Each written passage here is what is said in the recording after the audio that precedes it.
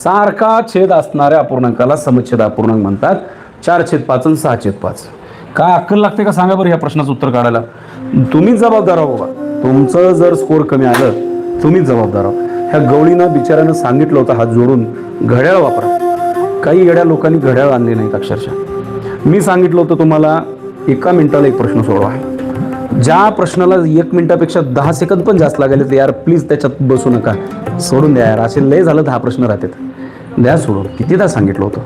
मायबाप जर जवळ असतील ना तर असे कानफट वागात धरून यांना द्या फटके. जाऊ द्या ते तिकडं, ते काय म्हणते त्याला ते हे परीक्षा म्हणजे काही नसते ते ना. लय फालतूगिरी झाली सध्या. कोणती माहिती आहे का? लेकराला मारायचं नाही हे ठीक आहे, मला बी मान्य आहे. लेकरांना मारू नये बरोबर आहे हो, पण लेकरू मुळात हुशार आहे पण अंगात किडा आहे. हां, मग ते किडा थंड करण्यासाठी हाणलाच पाहिजे त्याला जरा. मग काय अरे हे तुम्हाला कितीदा सांगितलं, संयम आणि कंट्रोल येण्यासाठी सराव महत्वाचा आहे, तर पेशन्स आणि कंट्रोल येते. सराव नाही ते तुम्हाला कुठला संयम मिळणार आहे, कुठलं नियंत्रण राहणार आहे तुमच्यावर.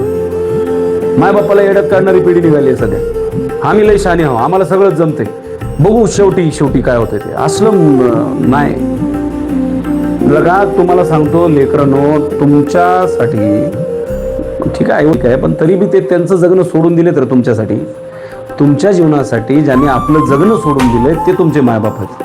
अहो त्यांचे सध्या महिन्याला जेवढे पैसे कमवतात का नाही त्याच्यामध्ये त्यांनी लय मजा मारू शकतात. आलं लक्षात? लय मजा करू शकतात त्यांनी, पण ते तुमचा विचार करतात.